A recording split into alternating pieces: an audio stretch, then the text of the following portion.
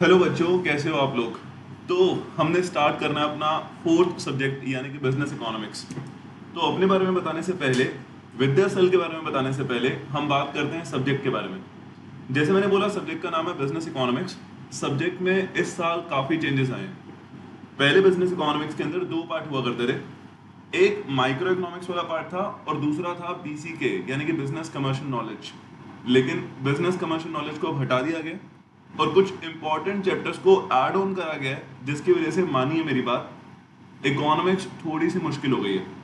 क्योंकि आपने 11th class में शायद आपको याद होगा माइक्रो इकोनॉमिक्स पढ़ी थी और 12th क्लास में मैक्रो इकोनॉमिक्स पढ़ी थी। अब दोनों को मिला दिया गया। कुछ चैप्टर्स जो कि आपको स्क्रीन पे दिख रहे हैं वो इस तरीके से हैं। जैसे chapter number 1, nature and scope of business economics. इसके अंदर से बिजनेस इकोनॉमिक्स कैसे यूज करते हैं मैनेजर्स, कैसे यूज करते हैं सीए या सीएस, उसको समझा रखा है। उसका स्कोप समझा रखा है, इंपॉर्टेंस समझा रखे हैं। उसके बाद आपका favourite chapter demand and supply. जितना आपने 11th क्लास में पढ़ा था, सब बच्चों को डिमांड तो आता होता है, उतना है नहीं है। आपने जो 11th क्लास में पढ़ा था वो सिर्फ 30% था, 20% था। उसके बाद 70%, 60% और पढ़ना है आपने, और डिटेल में पढ़ना है, बड़ा चैप्टर है। इसके बाद theory of production and cost, जो कि प्रोड्यूसर वर्ड से बिलोंग करता है। शायद आपने लॉ ऑफ वेरिएबल प्रपोर्शन पढ़ा हो, प्रोड्यूसर इक्विलिब्रियम पढ़ा हो, ये सारे चैप्टर्स हैं। उसके बाद फॉर्म्स ऑफ मार्केट, फिर दोबारा से एक बड़ा चैप्टर, थोड़े से डिफिकल्ट डायग्राम्स। उसके बाद पब्लिक फाइनेंस, जो कि नया चैप्टर आया है। डिटर्मिनेशन ऑफ नेशनल इनकम, जो कि नया चैप्टर आया है। पब्लिक फाइनेंस तो आपने आज तक नहीं पढ़ा है। डिटर्मिनेशन ऑफ नेशनल इनकम आपने मैक्रो में पढ़ा था, जो कि पहले बिजनेस इकोनॉमिक्स में सीए फाउंडेशन में नहीं था।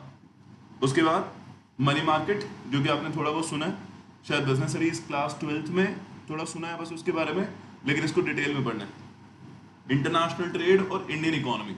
इंडियन इकोनॉमी भी आपने 12th क्लास में सुना है। सो दो तीन चैप्टर्स ऐसे हैं जो कि आपने पहले कभी सुने भी नहीं। दो तीन चैप्टर्स ऐसे हैं जो कि आपने रिसेंटली 12th क्लास में पढ़े थे लेकिन थोड़ा बहुत पढ़ा था। और कुछ चैप्टर्स ऐसे हैं जो आपने 11th क्लास में माइक्रो इकोनॉमिक्स में पढ़े थे। देखो बच्चों, पहली बात तो ये बिजनेस इकोनॉमिक्स क्या है, जो सब्जेक्ट मैं पढ़ाता हूँ, और कहाँ ये काम आता है ना जी। सबसे पहले तो इसके दो ब्रांचेस हैं, एक है माइक्रो इकोनॉमिक्स और दूसरा है मैक्रो इकोनॉमिक्स। माइक्रो इकोनॉमिक्स और मैक्रो इकोनॉमिक्स में डिफरेंस है कि माइक्रो इकोनॉमिक्स इंडिविजुअल पर्सपेक्टिव से पढ़ते हैं और मैक्रो इकोनॉमिक्स कंट्री के पर्सपेक्टिव से पढ़ते हैं। Economics is all around. Economics का इस्तेमाल हर जगह होता है। फॉर एग्जाम्पल, जैसे हमारा विद्यासल इंस्टीट्यूट है, अब यहाँ पे कहीं डिसीजन लेने के लिए हम माइक्रो इकोनॉमिक्स के कॉन्सेप्ट का इस्तेमाल करते हैं। एग्जाम्पल, आपने शायद कंज्यूमर इक्विलिब्रियम चैप्टर पढ़ा होगा। उसके अंदर आपने सुना होगा कि कंज्यूमर इक्विलिब्रियम का मतलब होता है जहां पे कंज्यूमर को मैक्सिमम सेटिस्फेक्शन मिले। ये चीज एक बिजनेस फर्म को, चाहे हम पढ़ाते हैं, चाहे मेरी कोई दुकान होती जहां पे मैं कुछ खाने पीने का सामान बेचता, चाहे कोई दुकान होती जहां पे मैं कपड़े बेचता, अगर मुझे पता चल जाए कि कंज्यूमर मैक्सिमम सेटिस्फाइड कहां पर है, तो मुझे चीज़ों के प्राइस डिसाइड करने में वो चीज़ हेल्प करेगी। आप समझे मेरी बात। तो बिजनेस के कहीं इंपॉर्टेंट डिसीजन होते हैं जहां पे माइक्रो के कॉन्सेप्ट का इस्तेमाल होता है। सिमिलरली इन मैक्रो इकोनॉमिक्स आपने नेशनल इनकम पढ़ा है, गवर्नमेंट बजट पढ़ा है, वहां पे वो सारे कॉन्सेप्ट इस्तेमाल होते हैं। सो कंट्री को चलाने के लिए जो इकोनॉमिक्स इस्तेमाल होती है वो होती है मैक्रो इकोनॉमिक्स। मैक्रो में जो सेकंड लेटर है ना, ए स्टैंड्स फॉर एग्रीगेट। और माइक्रो इकोनॉमिक्स में आई, जो सिंगल लेटर है आई, आई स्टैंड्स फॉर इंडिविजुअल। एक इंडिविजुअल यूनिट में होगी माइक्रो इकोनॉमिक्स और एक कंट्री के अंदर होगी मैक्रो इकोनॉमिक्स।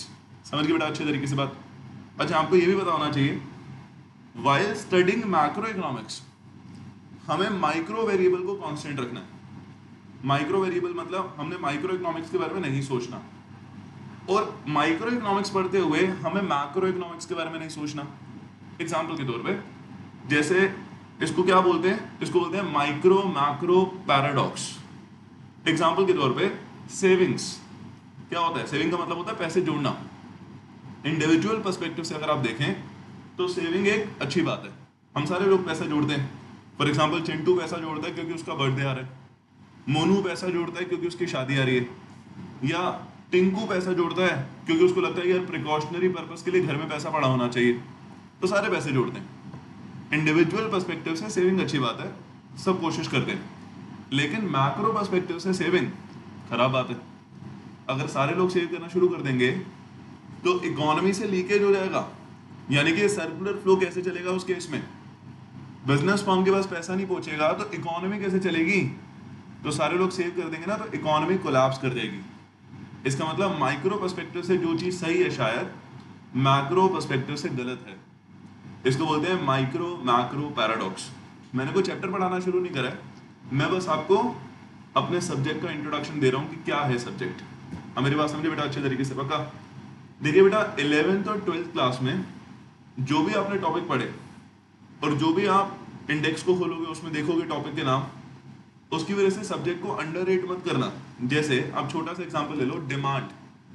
जितना आपने 11th क्लास में पढ़ा है, 11th क्लास में तो डिमांड एंड सप्लाई सबको आता होता है, जिसके 11th क्लास में कंपार्टमेंट भी आती है ना, उसको भी डिमांड आता होता है, लॉ ऑफ डिमांड सबको पता है। लेकिन जितना आपने 11th क्लास में पढ़ा है वो अभी के कंपैरिजन में सिर्फ 20% है। जब आप डिमांड चैप्टर सीए फाउंडेशन में पढ़ोगे तो उसकी बड़ी सारी ब्रांचेस हैं। इलास्टिसिटी और डिमांड जो उससे रिलेटेबल है, बहुत बड़ा टॉपिक है। डिमांड अपने आप में बहुत बड़ा टॉपिक है।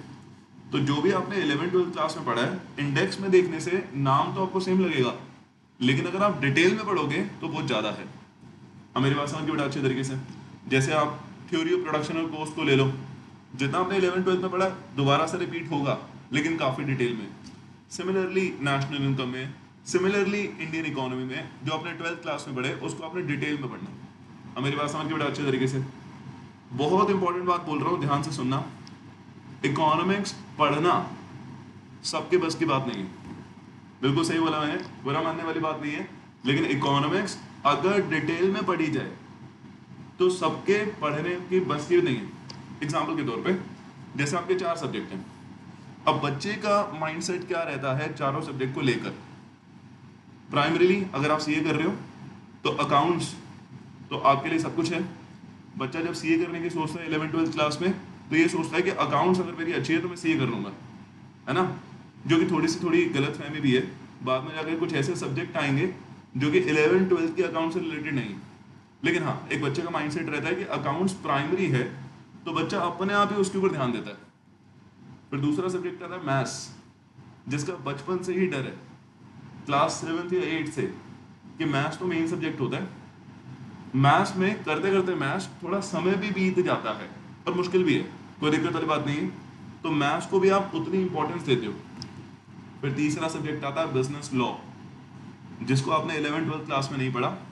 बच्चा जब 12th छोड़ कर आता है तो सोचता है कि यार मैथ्स तो थोड़ी बहुत पढ़ी हुई है, क्वांट थोड़ी बहुत पढ़ी हुई है, स्टैटिस्टिक्स थोड़ी बहुत पढ़ी हुई है, अकाउंट्स भी 11th-12th वाली थोड़ी बहुत रिपीट हो रही है, बिजनेस लॉ के ऊपर तो ध्यान देना चाहिए।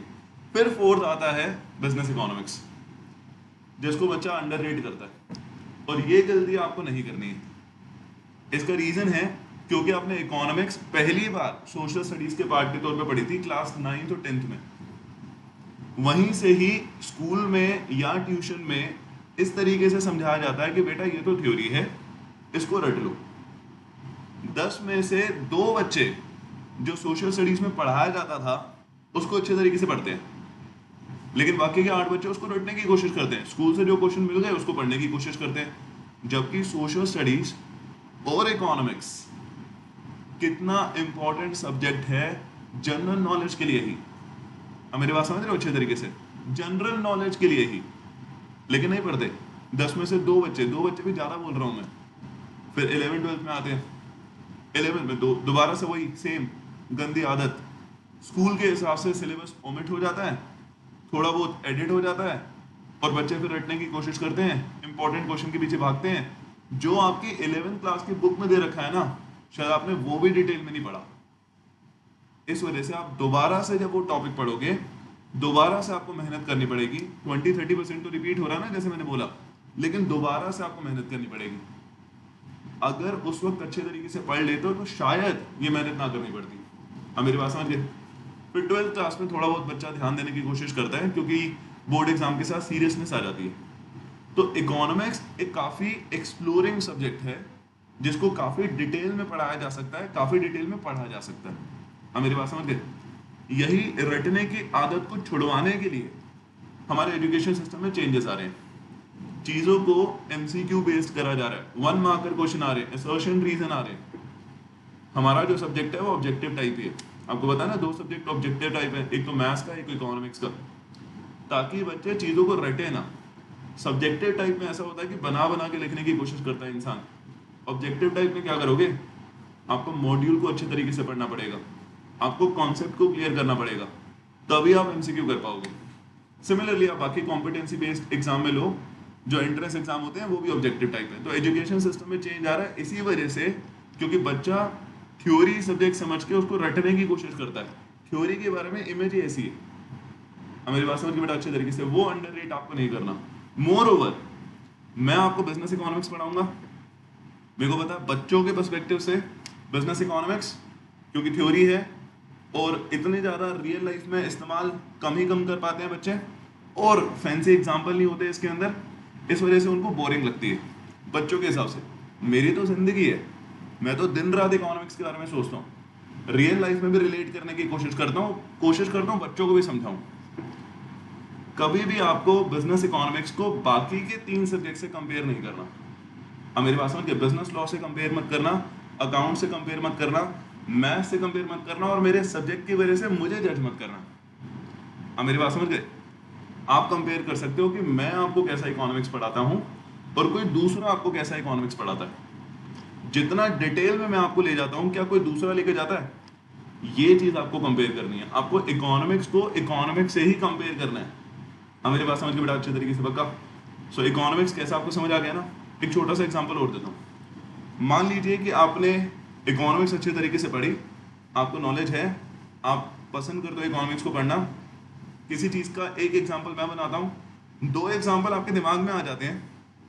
ये चीज़ आपको नॉर्मल लाइफ में कितना मदद करेगी, अगर आप किसी ग्रुप में बैठे हो और आप डिस्कशन कर रहे हो, तो अपनी तरफ से कुछ कंट्रीब्यूट कर पाओगे, आप अपनी तरफ से कुछ आउटपुट दे पाओगे आप, अगर आपको इकोनॉमिक्स के बारे में अच्छे तरीके से नॉलेज है तो। अब मेरी बात समझ गए? तो नॉर्मल लाइफ में भी इकोनॉमिक्स किसी दूसरे सब्जेक्ट के कंपैरिजन में ज़्यादा अच्छे तरीके से काम आता है। अब मेरी बात समझ गए बेटा अच्छे तरीके से?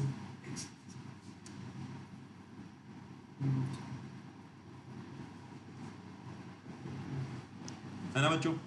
तो आगे बढ़ते हैं, अब बात करते हैं इकोनॉमिक्स के बारे में, बात हो गई।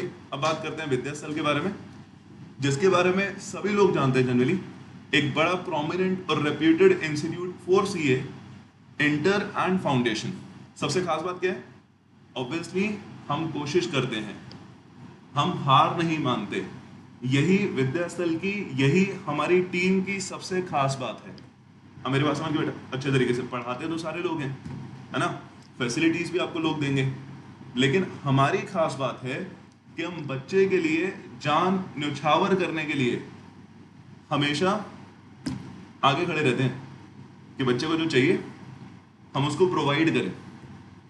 हमारे अगर कोई ख़राब दिन चल रहे हो तो हम उसको बाउंस बैक कैसे करेंगे सारे मिलकर।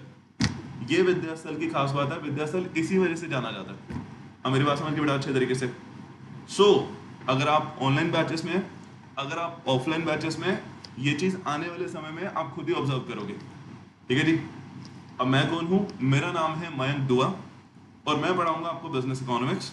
मैं पिछले 10 साल से इकोनॉमिक्स पढ़ा रहा हूँ और अभी तक सेमिनार्स और क्लासरूम को इंक्लूड करके मैं 15,000 से ज़्यादा बच्चों को पढ़ा चुका हूँ।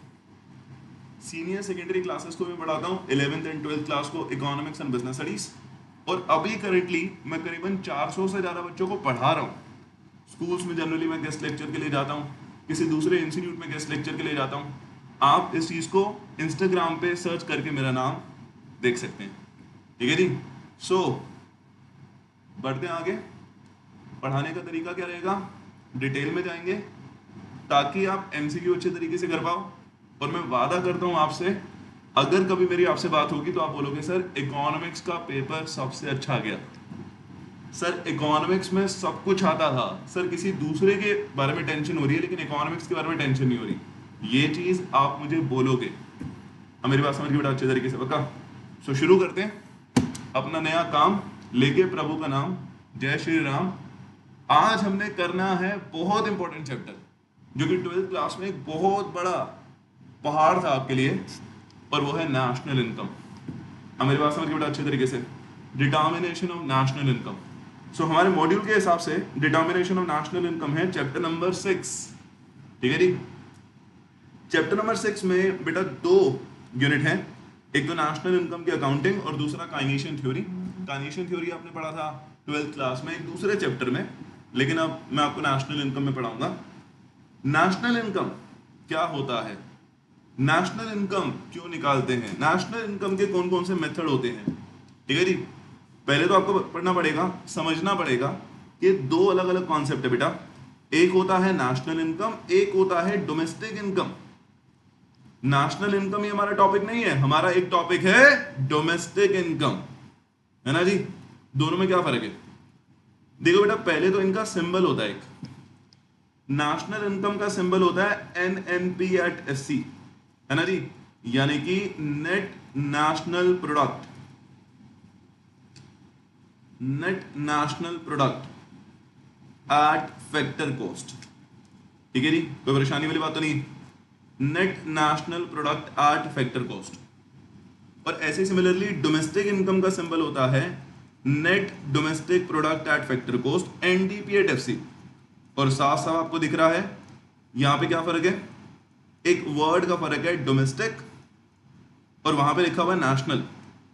समझ गए बच्चे लोग, पक्का प्यारे बच्चों, बोलो बच्चों हाँ या ना, 100% है ना। NNP@FC यानी कि नेशनल इनकम और NDP@FC यानी कि डोमेस्टिक इनकम, है ना जी। इसके अलावा बहुत सारे दूसरे सिंबल होते हैं, जैसे कि आपने सुना होगा GDP@FC, बट ये किसी का सिंबल नहीं है, ये किसी चीज को डिनोट नहीं करता, इसका कोई फॉर्मूला भी नहीं है। इसकी फुल फॉर्म है, G का मतलब होता है ग्रॉस, D का मतलब होता है डोमेस्टिक, P का मतलब प्रोडक्ट और FC का मतलब फैक्टर कॉस्ट। या अगर इसकी जगह आ गया NNP@MP, तो इसका मतलब होगा net national product at market price. सिर्फ 2 चीजों के सिंबल हैं, NDP@FC डिनोट करता है डोमेस्टिक इनकम को और NNP@FC डिनोट करता है नेशनल इनकम को। अभी क्योंकि हम शुरू कर रहे हैं तो मैं बेसिक से शुरू करूंगा। जैसे मैंने बोला, रटना नहीं है चीजों को, अगर आप समझोगे इकोनॉमिक्स को, इकोनॉमिक्स भी आपको उतना मुश्किल लगेगा जितना अकाउंट्स लगता है या बिजनेस लॉ लगता है, लेकिन मैं उसके लिए आपको आसान बनाऊंगा ना। मैं किस लिए, दोनों में फर्क क्या होता है, देखो बेटा नेशनल इनकम वो होता है जो पैसा हमारे कंट्री के नॉर्मल रेजिडेंट ने कमाया, यानी कि जो हमारे कंट्री का रेजिडेंट है अगर वो पैसे कमाएगा जहां मर्जी से कमाए, चाहे हमारे देश से कमाए चाहे बाहर से कमाए, लेकिन अगर हमारे बंदे ने पैसा कमाया तो हमारी कंट्री की नेशनल इनकम है। समझे बेटा अच्छे तरीके से बात। और डोमेस्टिक इनकम का मतलब होता है जो पैसा हमारी कंट्री के डोमेस्टिक टेरिटरी में कमाया गया है, नो मैटर व्हाट, जो मर्जी पैसा कमाए, लेकिन पैसा हमारी कंट्री के डोमेस्टिक टेरिटरी में कमाया गया तो हमारी कंट्री की डोमेस्टिक इनकम है। एक छोटा सा एग्जांपल लेते हैं, ठीक है। पहली बात, डोमेस्टिक टेरिटरी का मतलब क्या होता है, यह भी एक कॉन्सेप्ट है। डोमेस्टिक टेरिटरी का मतलब होता है इकोनॉमिक टेरिटरी, लेकिन अभी मैं इस वाले कॉन्सेप्ट को खोल नहीं रहा क्योंकि आप हो जाओगे कंफ्यूज, तो मैं आपको सिंपल ढंग से भी बता रहा हूं, फिर मैं आपको क्लियर करूंगा कि डोमेस्टिक टेरिटरी होता क्या। अभी के लिए जो आपके दिमाग में आ रहा है वही समझो, बिल्कुल सही। ये मैप है इंडिया का, मान लो एक छोटा सा, मतलब है ना, जो मेरे से बन सकता है इस तरीके से ही हमारा इंडिया का मैप। अगर पैसा इस शेडेड रीजन में कमाया गया है, यानी कि हमारी कंट्री की इकोनॉमिक टेरिटरी में,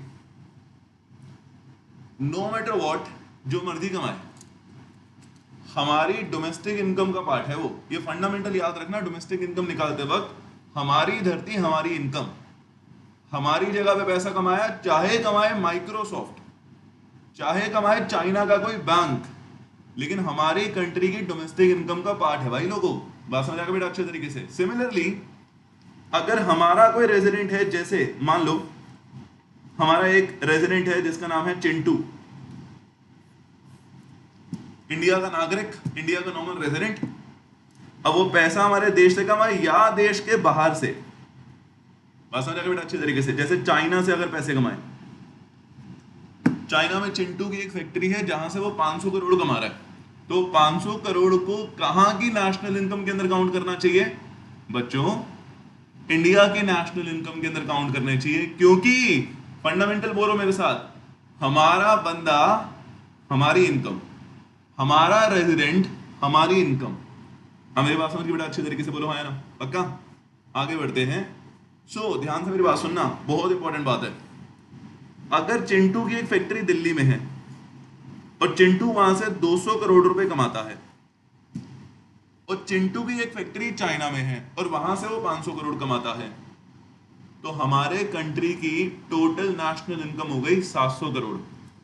यानी कि जो पैसा हमारे देश के अंदर कमाया जा रहा है, चिंटू कमा रहा है, वो तो है ही नेशनल इनकम का पार्ट, लेकिन बाहर से अगर पैसा कमाया जा रहा है उसको भी इंक्लूड करेंगे अपनी कंट्री के नेशनल इनकम में। ये 500 करोड़ जो आपको दिख रहा है, ये डोमेस्टिक में काउंट नहीं होगा हमारी। कहाँ की डोमेस्टिक में काउंट होगा? चाइना की। अब मेरी बात समझ गए? क्या सर एक इनकम दो जगह पे काउंट हो सकती है? यस बेटा, एक जगह की नेशनल में और दूसरी जगह की डोमेस्टिक में। चाइना से जो पैसे आ रहे हैं वो किसने कमाए? हमारे चिंटू ने। तो हमारी कंट्री की वो क्या हुई?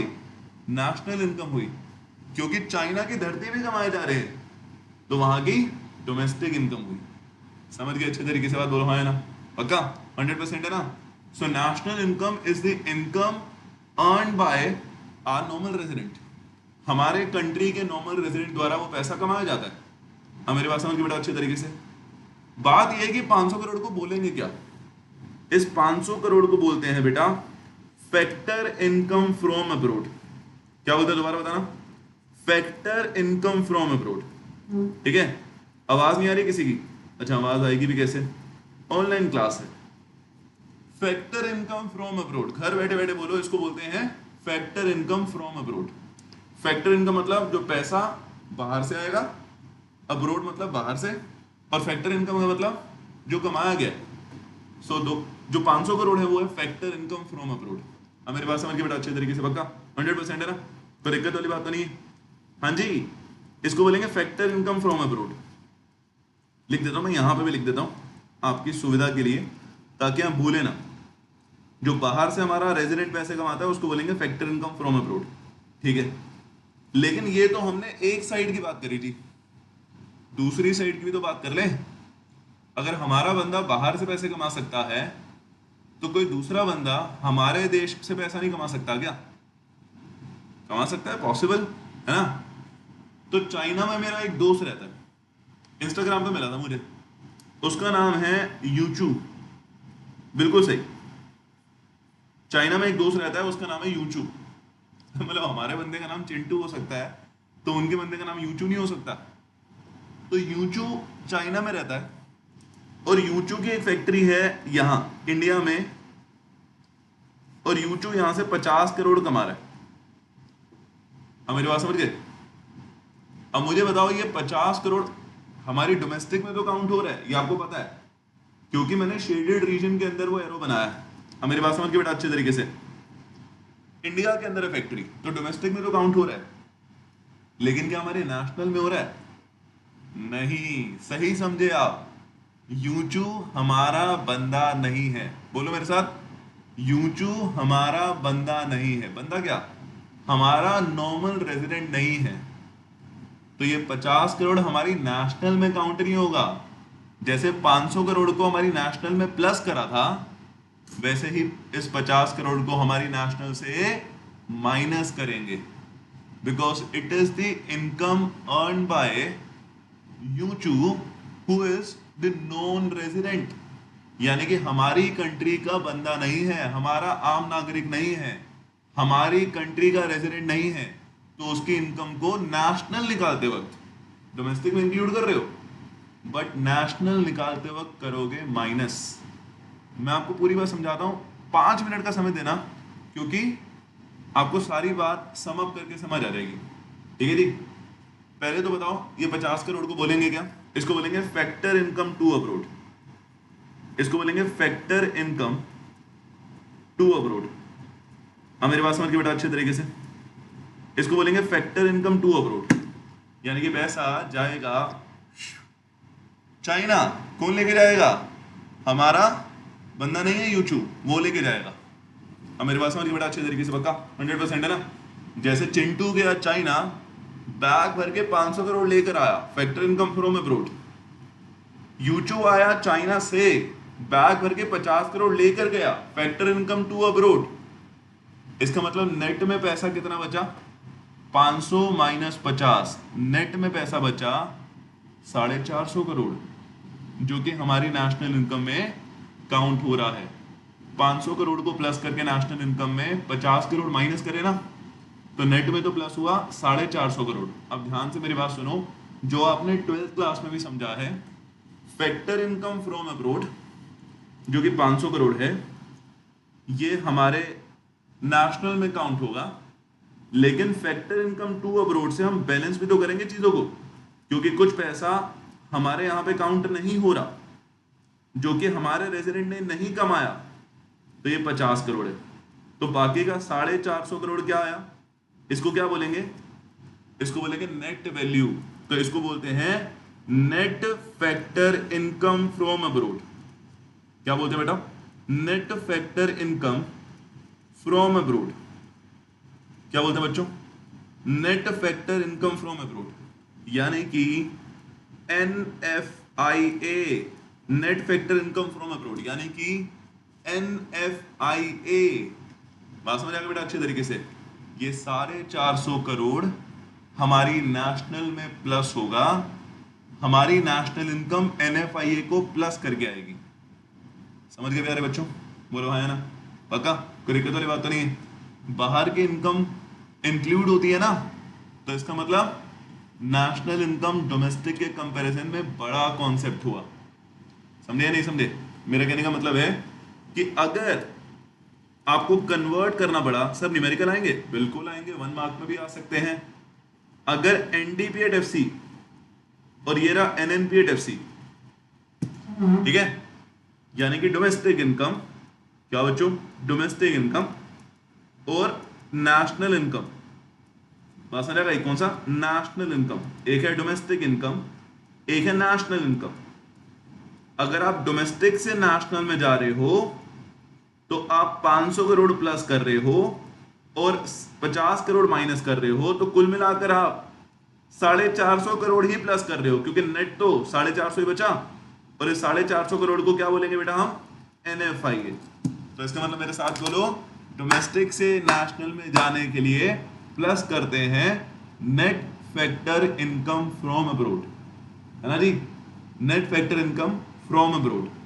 और सिमिलरली अगर नेशनल से वापस आएंगे तो माइनस करेंगे net factor income from abroad, यानी कि NFIA माइनस करेंगे।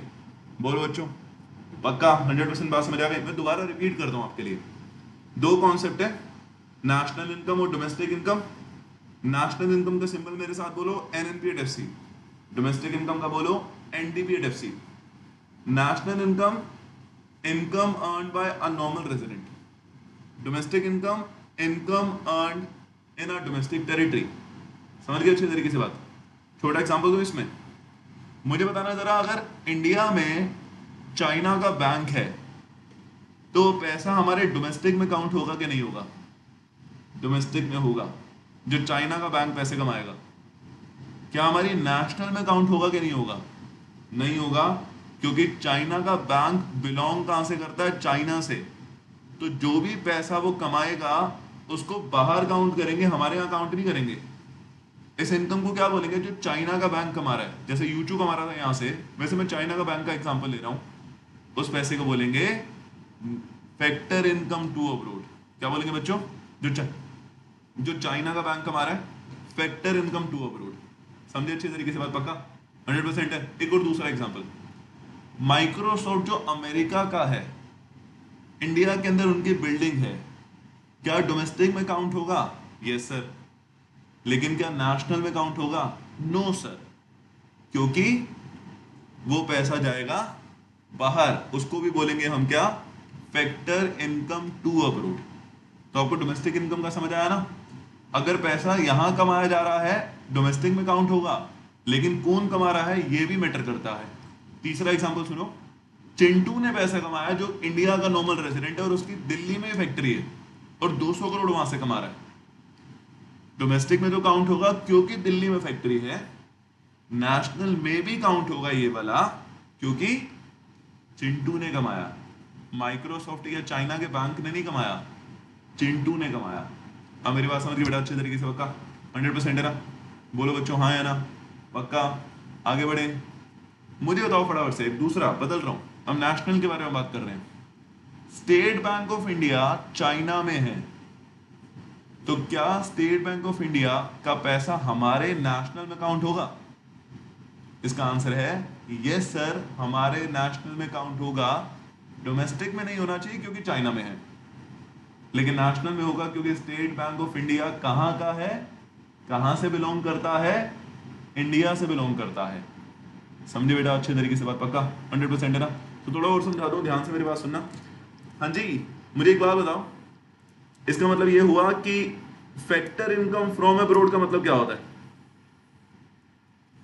इनकम अर्न्ड बाय, जो बाहर से पैसा आ रहा है, अर्न्ड बाय चिंटू, इसका मतलब normal resident. Factor income from abroad का मतलब जो हमारे नॉर्मल रेजिडेंट ने पैसा कमाया। और फैक्टर इनकम टू अब्रॉड का मतलब क्या होता है? इनकम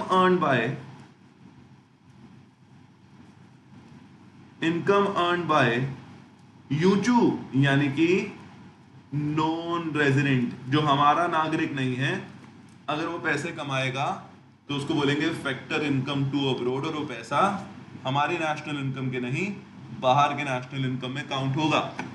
समझे बच्चों? पक्का बच्चों? 100% है प्यारे बच्चों। आगे बढ़े, देखो बेटा मेरे से कुछ मत छुपाना। अब मेरी बात समझ गए? मतलब कि बताते रहना कमेंट बॉक्स में कि आपको क्या समझ आया क्या नहीं। जब लाइव क्लासेस शुरू होंगी बात करते रहेंगे। वैसे भी मैं आपको बता रहा हूँ एक चीज, मैंने खुद ने ये बनाई है, इंस्टाग्राम से उठाई हुई नहीं है। क्या चीज? इन 3 लोगों से कभी भी बात नहीं छुपानी चाहिए। कौन है वो 3 लोग? डॉक्टर से कभी बात नहीं छुपानी चाहिए, है ना? मतलब अदरवाइज वो कैसे बताएगा कि जो भी प्रॉब्लम है उसका क्या इलाज है, क्या ट्रीटमेंट है। लॉयर से कभी बात नहीं छुपानी चाहिए। अगर आपने उससे छुपाई तो आपका खुद का चूना लग जाएगा। और तीसरा, टीचर से कभी कोई बात नहीं छुपानी चाहिए। किसी भी तरीके का सवाल दिमाग में आ रहा है, कोई डाउट आ रहा है, अगर आप छुपा के रखेंगे तो ढेर सारे बच्चे बढ़ रहे हैं, नुकसान आपका ही है। हाँ मेरे बात समझ के बेटा अच्छे तरीके से? मुझे पता है कि चौथा बंदा भी आपके दिमाग में आ रहा है जिससे बात नहीं छुपानी चाहिए। आ रहा है ना? आ रहा है ना? उनको पूरी बात बतानी नहीं चाहिए। बात समझ आ गई बेटा अच्छे तरीके से? पक्का? आगे बढ़े? हाँ जी, तो आगे बढ़ते हैं। क्या बात करें? हम करते हैं दूसरा पॉइंट, बहुत इंपॉर्टेंट। क्या डोमेस्टिक इनकम और नेशनल इनकम आपस में इक्वल हो सकता है? सवाल है, क्या नेशनल इनकम और डोमेस्टिक इनकम आपस में इक्वल हो सकता है? तो इसका आंसर है डोमेस्टिक और नेशनल इनकम आपस में इक्वल हो सकता है अगर NFIA 0 आ जाए। यस, अगर NFIA 0 आ जाए। अब मेरी बात समझिए बेटा अच्छे तरीके से? सो नेशनल इनकम और डोमेस्टिक इनकम 0 हो जाएगा। जितना पैसा चिंटू ने बाहर से कमाया उतना ही पैसा यूचू ने यहां से कमाया। Factor income and from abroad and factor income to abroad दोनों आपस में इक्वल हैं, तो NFIA क्या हो जाएगा? 0। दोबारा बताओ, factor income from abroad, factor income from abroad is equal to factor income to abroad है। समझिए बेटा अच्छे तरीके से बात? अगर ये दोनों इक्वल है इसका मतलब NFIA की वैल्यू 0 हो जाएगी। क्या डोमेस्टिक नेशनल से बड़ा हो सकता है? यस सर, अगर NFIA नेगेटिव में आ गया तो। अगर NFIA नेगेटिव में आ गया तो बस आ जाएगा बेटा अच्छे तरीके से, डोमेस्टिक नेशनल से बड़ा हो जाएगा। मैंने जो एग्जांपल दिया वहां पे मैंने एग्जांपल लिया कि चिंटू ने 500 करोड़ कमाए बाहर से और यूचो ने सिर्फ 50 करोड़ कमाए यहां से। ये एग्जांपल लिया बस मैंने वैल्यू छोटी ली थी तभी NFIA प्लस में 450 आ रहा था। But both ways are possible. यूचू ज्यादा भी तो कमा सकता है। अब मेरी बात समझ के बेटा अच्छे तरीके से? पक्का? क्या आपको पहला कॉन्सेप्ट समझ आया जहां से हमारे चैप्टर की शुरुआत हो रही है? नेशनल इनकम हमारे चैप्टर का नाम है, लेकिन दूसरा कॉन्सेप्ट भी है डोमेस्टिक इनकम, और दोनों में क्या डिफरेंस है, कैसे NDPAT FC को NNPAT FC में कन्वर्ट करते हैं, कैसे एनएनपीएफसी को एनडीपीएफसी के अंदर कन्वर्ट करते हैं ये भी मैंने आपको सिखाया है ना बेटा, बात समझ आ गई अच्छे तरीके से। दोबारा बोलो, एनडीपीएफसी को एनएनपीएफसी में कन्वर्ट करेंगे प्लस एनएफआईए करके, एनएनपीएफसी को एनडीपीएफसी के अंदर कन्वर्ट करेंगे माइनस एनएफआईए करके। और ना सिर्फ आपको ये न्यूमेरिकल समझ आया, रटवाया नहीं मैंने, प्रॉपरली आपको समझाया। मैंने आपको फैक्टर इनकम फ्रॉम अब्रोड तक की डेफिनेशन बताई है, फैक्टर इनकम टू अब्रोड तक की डेफिनेशन बताई है। अब मेरे पास समझ के बेटा अच्छे तरीके से, पक्का कोई दिक्कत वाली बात तो नहीं है। आगे बढ़ते हैं, हमारा अगला टॉपिक करते हैं। जैसे मैंने आपको बोला, एक होता है ग्रॉस, जैसे अगर मान लो कि GDPATFC है, और एक होता है नेट, यानी कि मान लो NDPATFC है। तो बताना जरा, जी का मतलब क्या है? जी माने ग्रॉस और एन माने नेट, बाकी तो सारा सेम है। अब अगर ग्रॉस को नेट में कन्वर्ट करेंगे, नेट को ग्रॉस में कन्वर्ट करेंगे, तो कैसे करेंगे? ध्यान से मेरी बात सुनना, बहुत इंपॉर्टेंट है, बहुत इंपॉर्टेंट बात। रटवाऊंगा नहीं मैं, समझा रहा हूं, ध्यान से सुनना। मान लो मेरे पास एक फोन है, मैंने ये 4 साल पहले लिया था। मैंने लिया था करीबन 70,000 का, 70,000 का, महंगा लिया था उस वक्त। अब ये फोन मैं आपको बेच रहा हूं। पहली बात तो 70,000 रुपए इस फोन की ग्रोस वैल्यू है। ग्रोस वैल्यू मतलब इसकी एक्चुअल वैल्यू जिसके ऊपर ये खरीदा गया, मैं आपको दे रहा हूं। मैंने बोला ना आपकी ना मेरी, छोटे भाई बहन की तरह हो मेरे, आपसे क्या पैसे कमाऊंगा? आपके लिए 70,000 का। आप बोलोगे सर आप तो बड़े सियाने हो, 70,000 का आपने लिया, 70,000 का हमें दे रहे हो, 70,000 हमें खर्च करने हो तो मार्केट से जाके नया ना ले लें। 70,000 का भी नहीं आएगा अब तो, आईफोन 15, 14 आ जाएगा हमारा, ब्रांड न्यू, आपने तो यूज करा है। तो मैंने पूछा अच्छा बताओ कितने का लोगे? तो आप में से कोई एक बंदा है वरुण, उसने बोला सर इसके मैं दूंगा 20,000 रुपए, इससे ज्यादा इसकी वैल्यू बनती नहीं है। अब मेरी बात समझिए बेटा अच्छे तरीके से। तो 20,000 रुपए हो गई इसकी आज की वैल्यू, वो 20,000 रुपए हो गई इसकी नेट वैल्यू, यानी कि करंट वैल्यू। अब मेरी बात समझे बेटा अच्छे तरीके से, समझे? मतलब कि जिस प्राइस के ऊपर एक्चुअली में वो सामान खरीदा गया वो है उसकी ग्रॉस वैल्यू, ठीक है जी। और जिसके ऊपर वो बेचा जा रहा है आगे फर्दर, ये जो भी उसकी आज की वैल्यू बनती है वो है उसकी नेट वैल्यू, उसकी करंट वैल्यू। ना सिर्फ फोन के अंदर बल्कि हर एक चीज के अंदर एक ग्रॉस वैल्यू होती है, एक नेट वैल्यू होती है ना जी। एग्जाम्पल, जिस चेयर के ऊपर आप बैठकर ये वीडियो देख रहे हो, जिस फोन या लैपटॉप में आप ये वीडियो देख रहे हो, उसकी ग्रॉस वैल्यू ज्यादा है, उसकी नेट वैल्यू कंपैरेटिवली कम है। बात समझ आ गई? क्योंकि उस सामान को यूज कर लिया गया है तो उसके ऊपर क्या लगा बताओ? अकाउंट्स वाले बच्चे 11th क्लास में सीख लिया था आपने, तो डेप्रिसिएशन लगा। समझते हैं ना डेप्रिसिएशन का मतलब क्या होता है? बेटा यहां से ग्रॉस से नेट तक गए तो वरुण ने 50,000 रुपए माइनस क्यों करें? सामान को यूज करने के 50,000 रुपए माइनस करें, डेप्रिसिएशन माइनस करें। सिमिलरली अगर हम उल्टा आएंगे, नेट से ग्रोस में जाएंगे तो क्या करेंगे? प्लस डेप्रिसिएशन करेंगे। क्या करेंगे बच्चों बताओ ना यार? प्लस डेप्रिसिएशन करेंगे। मतलब ग्रोस से नेट में जाएंगे तो माइनस डेप्रिसिएशन, नेट से ग्रोस में जाएंगे तो प्लस डेप्रिसिएशन। समझे नहीं समझे? ग्रोस से नेट में जाएंगे तो माइनस डेप्रिसिएशन, नेट से ग्रोस में जाएंगे तो प्लस डेप्रिसिएशन। डेप्रिसिएशन लगता है हर एक चीज के ऊपर। आपको पता है किस चीज के ऊपर नहीं लगता? बिल्डिंग के ऊपर, गोल्ड के ऊपर, इन चीजों के ऊपर नहीं लगता। लेकिन जितने भी चीजें आप यूज करते हो, फर्नीचर या मशीनरी, उसके ऊपर डेप्रिसिएशन लगेगा with use, with wear and tear, but with passage of time as well. Passage of time मतलब अगर ये फोन मैंने बिल्कुल यूज ना करा होता और डब्बा पैक होता 4 साल पुराना, तब भी आप 70,000 का ना लेते। हाँ मेरी बात समझ गए? 4 साल छोड़ो, 4 दिन पुराना भी होगा ना, तब भी 70,000 का कोई नहीं खरीदेगा जिसके ऊपर मैंने खरीदा। अब मेरी बात समझ गए बेटा अच्छे तरीके से? पक्का कोई दिक्कत वाली बात तो नहीं है?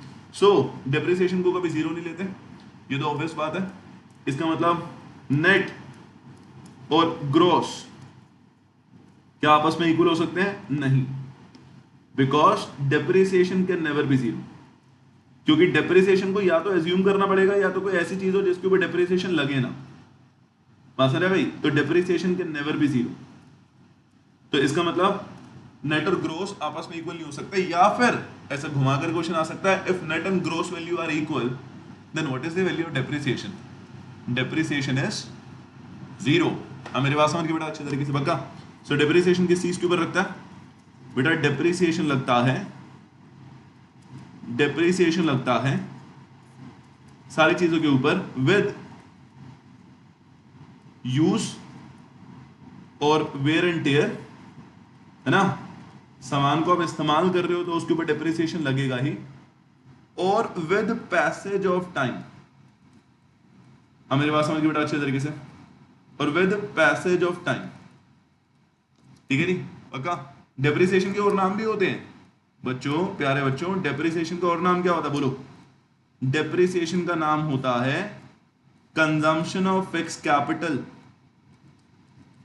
जो आप फिक्स कैपिटल को कंज्यूम कर रहे हो उसको डेप्रिसिएशन कहते हैं। तो कंजम्पशन ऑफ फिक्स कैपिटल, या फिर एक और नाम होता है replacement of fix capital. Replacement of fix capital क्या बेटा? दोबारा बताना, replacement of fix capital, consumption of fix capital या फिर रिप्लेसमेंट ऑफ फिक्स कैपिटल, इसको बोलते हैं डेप्रिसिएशन। सो आपको नेट और ग्रोस वाली बात समझ आई? ग्रोस वैल्यू मतलब चीज की एक्चुअल वैल्यू, नेट वैल्यू मतलब उसकी करंट वैल्यू। चाहे ये घड़ी हो, चाहे ये टी शर्ट हो, चाहे कोई पोडियम हो, चाहे कोई स्क्रीन हो, सबकी ग्रोस वैल्यू नेट वैल्यू से ज्यादा है। समझे बेटा अच्छे तरीके से बात? बोलो हाँ या ना पक्का? कोई दिक्कत वाली बात तो नहीं है? हाँ जी, तो बात समझे। डोमेस्टिक को नेशनल में कैसे कन्वर्ट करते हैं? NFIA प्लस करके। नेशनल को डोमेस्टिक में कन्वर्ट करते हैं NFIA माइनस करके। ग्रॉस को नेट में कन्वर्ट करते हैं माइनस डेप्रिसिएशन करके। नेट को ग्रोस में करते हैं प्लस डेप्रिसिएशन करके। समझे पक्का? 100% है ना। आगे बढ़ते हैं। हाँ जी, डेप्रिसिएशन और एक होता है कैपिटल लॉस। क्या आपको इन दोनों चीजों में डिफरेंस पता है? एक होता है डेप्रिसिएशन और एक होता है कैपिटल लॉस। पता है? पता है? नहीं पता तो मैं बताता हूं, और पता है तो मैं और अच्छे तरीके से समझाता हूं। देखो बेटा, कैपिटल लॉस का मतलब होता है किसी भी चीज का अनएक्सपेक्टेड ऑब्सोलेंस। अनएक्सपेक्टेड ऑब्सोलेंस मतलब अगर आपको उम्मीद नहीं है और वो चीज टूट जाए, आपका कोई एसेट खराब हो जाए, तो उसको कैपिटल लॉस बोलते हैं। डेप्रिसिएशन तो आपको एक्सपेक्टेड होता है, मैंने कोई चीज खरीदी है तो मुझे पता है कि उसको मैं यूज करूंगा, समय के साथ उसकी वैल्यू कम हो जाएगी। घर के लिए सोफा लिया, अपने ऑफिस के लिए रेफ्रिजरेटर लिया, कुछ चेयर्स ली, कोई प्रोजेक्टर लिया, डेप्रिसिएशन तो लगना ही है। इस वजह से लोग प्रोविजन भी क्रिएट कर लेते हैं। प्रोविजन मतलब एक्सपेक्टेड है कि कोई चीज कभी ना कभी तो खत्म हो जाएगी, है ना। जिस कैमरे से मैं क्लास ले रहा हूँ हमेशा तो चलेगा नहीं है, तो लोग जनरली चीज का टाइम स्पैन देखकर, एक एवरेज टाइम स्पैन देखकर प्रोविजंस बना लेते हैं, पैसे इकट्ठा करना शुरू कर देते हैं। तो डेप्रिसिएशन के लिए प्रोविजन बनाना पॉसिबल है, बट क्या कैपिटल लॉस के लिए प्रोविजन बनाना पॉसिबल है? आंसर है नहीं। कैपिटल लॉस के लिए प्रोविजन बनाना पॉसिबल नहीं है। कैपिटल लॉस का मतलब होता है, अगर मान लो कि अभी एक क्लास में लड़की बैठी है संजना, एक पंखा ऊपर चल रहा है और पंखा गिर जाए संजना पे, तो हमारा तो नुकसान हो गया ना पंखे का। अब मेरी बात समझ गए पक्का? मतलब हाँ ठीक है उसका भी, लेकिन पंखे का नुकसान हो गया ना, तो इसका मतलब इसको क्या बोलेंगे? इसको बोलेंगे कैपिटल लॉस। अब मेरी बात समझ गए? इसके लिए कोई भी तरीके का प्रोविजन नहीं क्रिएट हो सकता। क्या कैपिटल लॉस को नेशनल इनकम निकालते वक्त कंसीडर करते हैं? नहीं करते। ना कैपिटल लॉस को कंसीडर करेंगे, ना कैपिटल गेन को कंसीडर करेंगे। ये दोनों चीजें नेशनल इनकम में इंक्लूड नहीं होती, कंसीडर नहीं होती। समझे बेटा अच्छे तरीके से बात? बोलो है ना पक्का? आगे बढ़े। सो लिख देता हूं मैं आपके लिए। डेप्रिसिएशन का मतलब क्या होता है? Decrease in value of asset, fall in value of asset, decrease in value of asset और fall in value of asset, और मैंने ऊपर लिखा due to passage of time, due to wear and tear. बात समझ आ गई बेटा अच्छे तरीके से पक्का? और कैपिटल लॉस का मतलब होता है किसी चीज का अनएक्सपेक्टेड ऑब्सोलेंस या फिर उसका डिस्ट्रक्शन हो जाए, वो चीज डिस्ट्रॉय हो जाए, काम करना बंद कर दे, तो उसको बोलते हैं कैपिटल लॉस हो गया ये। बात समझ आएगा बेटा अच्छे तरीके से। सो डिप्रिसिएशन के लिए प्रोविजन बन सकते हैं, प्रोविजंस कैन बी मेड, ठीक है जी, कोई परेशानी वाली बात तो नहीं है। बट कैपिटल लॉस के लिए no provision can be made. बात समझ आएगा बेटा अच्छे तरीके से, इसके लिए कोई प्रोविजन नहीं बन सकते, ठीक है जी। हाँ जी, डेप्रिसिएशन कंसिडर होता है, it is considered while calculating national income,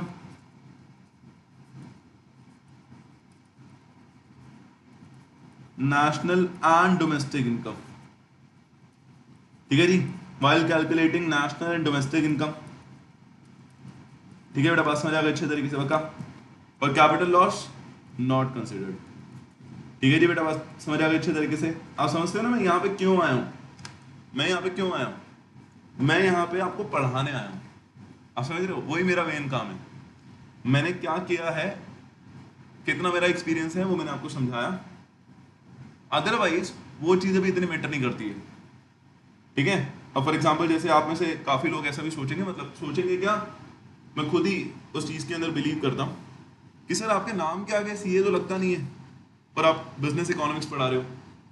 बेटा at the end of the day अगर मैं आपका टीचर हूँ तो क्या ये चीज़ मैटर करती है? जब मैं आपको अपना सब्जेक्ट बहुत अच्छे तरीके से पढ़ा रहा हूँ, क्या ये चीज़ मैटर करेगी? आप मेरी बात समझ गए? जैसे फॉर एग्जांपल बड़े बड़े क्रिकेटर्स, क्रिकेट देखते हैं ना आप, आईपीएल देख रहे हो, वर्ल्ड कप अभी चालू होगा, उनके जो कोच होते हैं, वो कोच जब खुद खेले तो वो तो इतने बड़े लेवल पे नहीं खेल रहे थे ना, मेरी बात समझ गए, लेकिन उन्होंने कोच अच्छे तरीके से करा, उन्होंने गाइड अच्छे तरीके से करा, है ना। तो कोच बनने के लिए या किसी दूसरे को गाइड करने के लिए एक अलग प्रोफेशनल नॉलेज की जरूरत होती है। Being a teacher is a different thing and a professional chartered accountant is a different thing. हाँ मेरी बात समझिए बेटा अच्छे तरीके से, दोनों अलग बातें हैं। मैं यहाँ आपको पढ़ाने आया हूँ, है ना, तो मैं किस तरीके से पढ़ाता हूँ, मेरी टीचिंग स्किल्स कैसी हैं, वो ज़्यादा मैटर करता है। उसके अलावा तो सारी चीज़ें आप 2 3 4 दिन के अंदर भूल जाओगे, 2 3 4 क्लासेस के अंदर भूल जाओगे। आपको जो याद रहेगा वो रहेगा मेरा नाम और मैं कैसा पढ़ाता हूँ। हाँ मेरे बात समझिए बेटा अच्छे तरीके से पक्का। जैसे मैंने आपको क्रिकेट का एग्जांपल दिया, ऐसा सेम सेम जिम में भी तो होता है। किसी बढ़िया जिम जाओ आप, मतलब नॉर्मल लोकल वाले जिम जाओगे तो आपको ट्रेनर दिखेंगे अच्छे बॉडी वाले, हाफ स्लीव टी शर्ट पहन कर, और बिल्कुल ही जैसी आपको शायद सपनों में बॉडी बनानी होगी। लेकिन बढ़िया वाले जो ट्रेनर होते हैं बढ़िया जिम में, मतलब फिट होते हैं वो, लेकिन समझ रहे हो मेरी बात, वैसी बॉडी उनकी, वैसी फिजिक उनकी नहीं होती जैसे वो सामने वाले को गाइड करते हैं। जो बड़े सेलिब्रिटीज के हैं, टाइगर श्रॉफ या ऋतिक रोशन का होगा कोई ट्रेनर, तो वो टाइगर श्रॉफ और ऋतिक रोशन वाली बॉडी नहीं बना के रखेगा, क्योंकि वो कोच है, क्योंकि वो सामने वाले को समझाता है कि चीज़ें कैसे करनी है। हमारी बात समझिए बड़ा अच्छे तरीके से। सो ये है logic. So at the end of the day मैं कैसा पढ़ाता हूँ वो ज़्यादा मैटर करेगा। At the end of the day मेरी टीचिंग स्किल्स क्या है वो ज़्यादा मैटर करेगा, क्योंकि मैं आप लोगों का तो टीचर ही हूँ। मेरी बात समझ के बेटा अच्छे तरीके से पक्का 100% है ना। और मुझे लगता है कि आपको समझ आ रहा होगा, और क्योंकि ढेर सारा मैंने करवा दिया, रादर देन मैं इधर उधर की बात बोलूँ घुमा फिरा कर, आपको ये बात बोलूँ वो बात बोलूँ, मैं जनरली कोशिश करता हूँ कि टू द पॉइंट ही रहा जाए। अब मेरी बात समझ के बेटा अच्छे तरीके से पक्का। क्या आपको डेप्रिसिएशन और कैपिटल लॉस का डिफरेंस समझ आया? 100% है ना। क्या आपको समझ आया नेट को ग्रोस में और ग्रोस को नेट में कैसे कन्वर्ट करते हैं? 100% है ना। आगे बढ़े, एक लास्ट चीज रह गई है। क्या चीज रह गई बताओ? ये जो सिंबल हम पढ़ रहे हैं, ये जो सिंबल हम पढ़ रहे हैं, जिसको मैं मार्क कर रहा हूं ब्लू पेन से, है ना, ये वाला, तो आप इसके अंदर कॉमन एक चीज देख रहे हो कि P तो कांस्टेंट ही हर जगह, P माने प्रोडक्ट, ये तो कांस्टेंट हर जगह। अब मेरी बात समझ के बड़ा अच्छे तरीके से, P तो हर जगह लिखा ही हुआ है, लेकिन जो चीज बदल रही है, जैसे शुरुआत में या तो ग्रोस होगा या तो नेट, बीच में या तो डोमेस्टिक होगा या तो नेशनल, है ना। अब आखिरी चीज रह गई जो थर्ड पोजीशन है, थर्ड नंबर पे या तो एफसी होगा या तो एमपी। मेरी बात समझ के बेटा अच्छे तरीके से, क्या बोला मैंने, या तो एफसी होगा या तो एमपी। क्या मतलब होता है दोनों का बेटा, एफसी का मतलब होता है फैक्टर कॉस्ट और एमपी का मतलब होता है मार्केट प्राइस। मेरी बात समझ के बेटा अच्छे तरीके से। एग्जांपल सुनो, जैसे जैसे जैसे जैसे एक होगा फैक्टर कॉस्ट, एक होगा मार्केट प्राइस। मेरी बात समझ के बेटा अच्छे तरीके से पक्का। दोनों में क्या फर्क होता है और दोनों को आपस में कैसे कन्वर्ट करते हैं। फैक्टर कॉस्ट का मतलब होता है किसी भी कंपनी की कोई चीज को बनाने का खर्चा प्लस उसका प्रॉफिट। एग्जांपल, जैसे मान लो कि यहाँ पे संजना बैठी है। अब संजना कौन है, जैसे क्लास खत्म होगी ना 15-20 मिनट में मैं आपको मिलाऊंगा, 15-20 मिनट का इंतजार है ना। तो संजना अपने किसी दोस्त के साथ मैकडोनल्ड गई बर्गर खाने। वहां पे काउंटर पे गए तो पीछे ना मेन्यू लगा हुआ था, जैसे लगा होता है। तो संजना ने एक बर्गर देखा, बर्गर का प्राइस लिखा था 57 रुपीज का। क्या लिखा था बताओ, 57 रुपीज। संजना ने बिल कटवाया, लेकिन उन्होंने बिल काटा 65 रुपीज का। अब यहाँ पे अमाउंट में मत जाना, मैं आपको कॉन्सेप्ट समझा रहा हूं। मैंने रैंडम अमाउंट लिख दिया ऐसे कुछ, बिल काटा 65 रुपीज का। तो ये 8 रुपए किस बात के एक्स्ट्रा चार्ज करें, आपको पता है क्या बोलेंगे इसको, जीएसटी। कौन सा वाला टैक्स है ये, इनडायरेक्ट टैक्स है। याद है आपको, आपने बचपन में पढ़ा हुआ है बेटा। एक होते हैं डायरेक्ट टैक्सेस, एक होते हैं indirect taxes.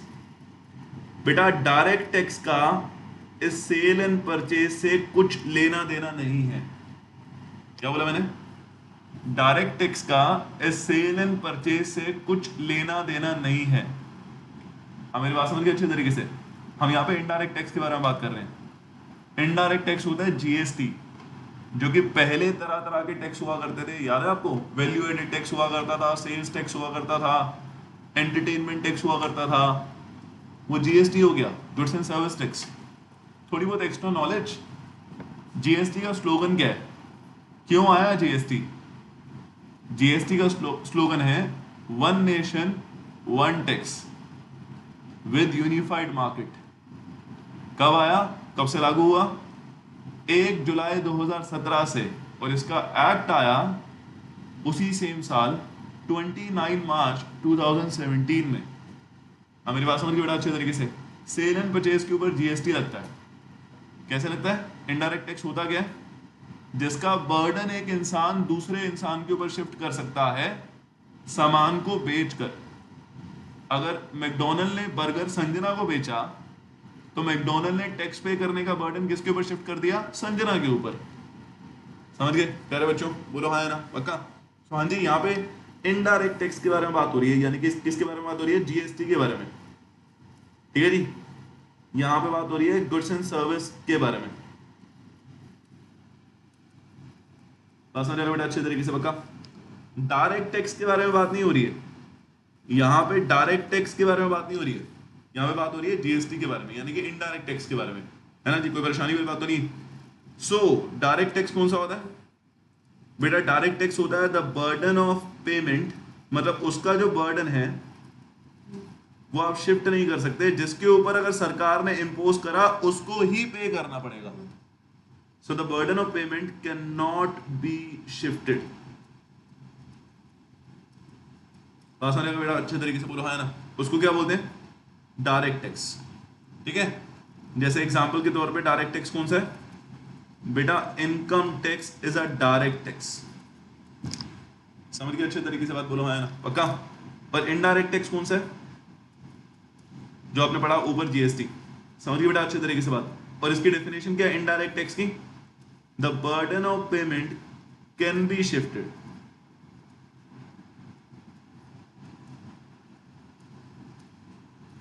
The burden of payment can be shifted।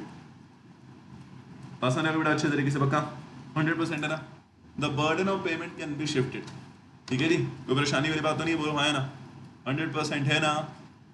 अच्छा एक सवाल पूछूं आपसे, डायरेक्ट टैक्स और इनडायरेक्ट टैक्स में से बड़ा टैक्स कौन सा है? कौन सा है? इनडायरेक्ट टैक्स, यानी कि जीएसटी बड़ा टैक्स है। अब मेरी बात समझ के बेटा अच्छे तरीके से, जीएसटी बड़ा टैक्स है। पूछो कैसे? क्योंकि जीएसटी हर कोई पे करता है, इसका स्कोप वाइडर है कंपेरेटिवली। बट इनकम टैक्स हर कोई पे नहीं करता, क्योंकि शायद उतनी इनकम हर कोई नहीं कमाता जिसके ऊपर इनकम टैक्स लगे। जीएसटी तो हर चीज के ऊपर लगेगा ना, एक सेफ्टी पिन से लेकर एक एयरप्लेन तक जीएसटी तो लगता है। कुछ चीजें एग्जेम्प्टेड है लेकिन जीएसटी तो लगता है। तो इसका मतलब जो भी इंसान सेल एंड परचेज के अंदर एंगेज होता है उसको जीएसटी तो देना है। जीएसटी से बचने का एक ही तरीका है, सेल एंड परचेज के अंदर इन्वॉल्व ही ना हो। अब मेरी बात समझ के बेटा अच्छे तरीके से बोलो हाँ ना, पक्का? सो इनडायरेक्ट टैक्स कौन सा होता है? इनडायरेक्ट टैक्स यानी कि जीएसटी, इसका वाइडर स्कोप है। It is imposed on sale and purchase, imposed on sale and purchase of goods and services। बात समझ बेटा अच्छे तरीके से, पक्का? और direct tax, it is imposed on individuals and companies। ये इम्पोज होता है इंडिविजुअल और कंपनीज पे। बात समझ बेटा अच्छे तरीके से। डायरेक्ट टैक्स पर एक वाली बात नहीं है। सो डायरेक्ट टैक्स का जो स्कोप है वो है नैरो स्कोप, और इनडायरेक्ट टैक्स का जो स्कोप है वो है वाइडर स्कोप। समझ गए बेटा अच्छे तरीके से बात, पक्का? 100% है ना। सो जब हम फैक्टर को से मार्केट प्राइस में जा रहे हैं तो हम इनडायरेक्ट टैक्स प्लस कर रहे हैं। बात समझ भाई? अच्छा ठीक है। सो इनडायरेक्ट टैक्स क्या होता है? Tax paid by business firm to the government. Business firm ही तो पे करेगी। इनडायरेक्ट टैक्स का मतलब यही था कि संजना की जेब से ले लिया मैकडोनल्ड ने, अब मैकडोनल्ड अपना देखे कि कैसे पे करना है सरकार को, तो इनडायरेक्ट टैक्स फर्म ही पे करती है। मतलब आप तो दे देते हो, जो भी बिल आपका कटता है इंक्लूसिव जीएसटी, उसके अंदर जीएसटी इंक्लूड होता है। आपने जिम की मेंबरशिप ली, आपने विद्यास्थल के अंदर एडमिशन लिया, आपने कोई सामान मार्केट से खरीदा, वो जीएसटी इंक्लूड करके होता है। तो आपने तो दे दिया फर्म को, फर्म अपने आप आगे जीएसटी पे करेगी। So indirect taxes are paid by firm to the government. ये तो बात समझ आ भाई? सवाल है, क्या गवर्नमेंट भी फर्म को कुछ पे करती है? सवाल ये है। क्या बोला मैंने? क्या गवर्नमेंट भी फर्म को कुछ पे करती है? हाँ जी दोस्तों, गवर्नमेंट फर्म को सब्सिडीज पे करती है। समझे? सब्सिडीज का मतलब क्या होता है? फाइनेंशियल और इकोनॉमिक असिस्टेंस, किसी चीज की प्रोडक्शन को बढ़ाने के लिए। सरकार जिस चीज को एनकरेज करना चाहती है, सरकार उसके ऊपर सब्सिडीज देती है। समझे बेटा अच्छे तरीके से बात? अब बर्गर का एग्जांपल मैं ले रहा हूं बर्गर के ऊपर कोई सब्सिडी नहीं मिलती है। सरकार का कोई ऐसा मोटिव नहीं है बर्गर खाओ, सेहत बनाओ, देश को आगे बढ़ाओ ऐसा कोई मोटिव नहीं है। तो सब्सिडीज यहाँ तो जीरो रहेगी। लेकिन मैं आपको दूसरे चीज में एग्जांपल दे रहा हूँ कि मान लो खादी का कुर्ता आपने लिया, खादी प्रोडक्ट के ऊपर जीएसटी नहीं लगता, खादी के ऊपर मतलब उसके अंदर एग्जेम्पशन लगता है और सब्सिडीज भी मिलती है अलग से। मोर ओवर आपने इलेक्ट्रिक व्हीकल दी और आप दिल्ली जैसे शहर में रहते हो और आपको उसके ऊपर सब्सिडीज मिलेगी। हमारी दिल्ली की सरकार उसके लिए सब्सिडीज दे रही है। अब मेरी बात समझ के बड़ा अच्छे तरीके से। तो सब्सिडीज का मतलब होता है जिस चीज को एनकरेज करना चाहते हैं, जिस चीज को प्रमोट करना चाहते हैं, उस चीज के ऊपर सरकार सब्सिडी देती है। तो हम सरकार को इनडायरेक्ट टैक्स देते हैं, सरकार सब्सिडी देती है, तो चीजों को बैलेंस करके ही वैल्यू लिखते हैं ना। सो मार्केट प्राइस सब्सिडी की वजह से कम हो जाता है। जैसे मैं इलेक्ट्रिक व्हीकल का एग्जांपल बता रहा हूं, अगर दिल्ली की गवर्नमेंट इलेक्ट्रिक व्हीकल के ऊपर सब्सिडी दे रही है तो सामान का प्राइस, व्हीकल का प्राइस कम हो जाएगा, मतलब मार्केट प्राइस को कम करता है सब्सिडी। तो इसका मतलब इस वैल्यू में से सब्सिडीज माइनस होना चाहिए। अब मेरी बात समझिए बेटा अच्छे तरीके से, मतलब मार्केट प्राइस में जाने के लिए इनडायरेक्ट टैक्सेस प्लस होंगे तो सब्सिडीज माइनस होगी। समझिए बेटा अच्छे तरीके से बात। इसको मैं पूरा लिख देता हूँ ना, नेट वैल्यू लिख देता हूँ। मतलब एक है इनडायरेक्ट टैक्स, है ना, और एक है सब्सिडीज। पूरा लिख देता हूँ, एक है इनडायरेक्ट टैक्स, एक है सब्सिडीज। तो बेटा इनडायरेक्ट टैक्स माइनस सब्सिडी क्या आ रहा है? Net indirect tax. Indirect tax minus subsidies क्या आ रहा है? Net indirect tax. समझे बेटा अच्छे तरीके से बात। इनडायरेक्ट टैक्स माइनस सब्सिडीज क्या आ रहा है? Net indirect tax. समझ गए? यानी कि एनआईटी। इसका मतलब अगर हम फैक्टर कॉस्ट से मार्केट प्राइस में जा रहे हैं तो एनआईटी प्लस कर रहे हैं, और मार्केट प्राइस से फैक्टर कॉस्ट में जा रहे हैं तो एनआईटी माइनस कर रहे हैं। दोबारा बोलो, फैक्टर कॉस्ट छोटा है मार्केट प्राइस से। मार्केट प्राइस में क्योंकि जीएसटी इंक्लूडेड होता है, तो हम फैक्टर कॉस्ट से जब मार्केट प्राइस में जा रहे हैं तो एनआईटी प्लस कर रहे हैं, और मार्केट प्राइस से फैक्टर कॉस्ट में जाएंगे तो एनआईटी माइनस करेंगे। इसका मतलब जीएसटी कौन पे करेगा? जो सामान को खरीदेगा, यानी कि संजना। और बर्गर के ऊपर अगर कोई सब्सिडी मिलती होती, नहीं मिलती वैसे तो, बर्गर का एग्जांपल ले रहे ना, तो मार्केट प्राइस कम हो जाता है। इस वजह से सब्सिडीज को इनडायरेक्ट टैक्सेस में माइनस करा, और इनडायरेक्ट टैक्स माइनस सब्सिडी करके निकला एनआईटी, यानी कि नेट इनडायरेक्ट टैक्सेस। समझे बच्चों? समझे बच्चों? समझे बच्चों? आगे बढ़े? बोलो हाँ या ना? पक्का? आगे बढ़ते हैं और हमारा अगला टॉपिक है। अच्छा, आप इसको ना एक और तरीके से याद कर सकते हो। फैक्टर कॉस्ट छोटा होता है और मार्केट प्राइस बड़ा होता है। छोटे से बड़े में जाने के लिए हम प्लस कर दें। क्या बोला मैंने? फैक्टर कॉस्ट छोटा होता है, मार्केट प्राइस बड़ा होता है, और छोटे से बड़े में जाने के लिए हम प्लस करते हैं। बात समझ आ गई बेटा अच्छे तरीके से? छोटे से बड़े में जाने के लिए प्लस करते हैं। अब इसको याद कैसे रखोगे आप? बेटा एमपी का मतलब याद रख लो मम्मी पापा। मम्मी पापा, एमपी का मतलब मम्मी पापा।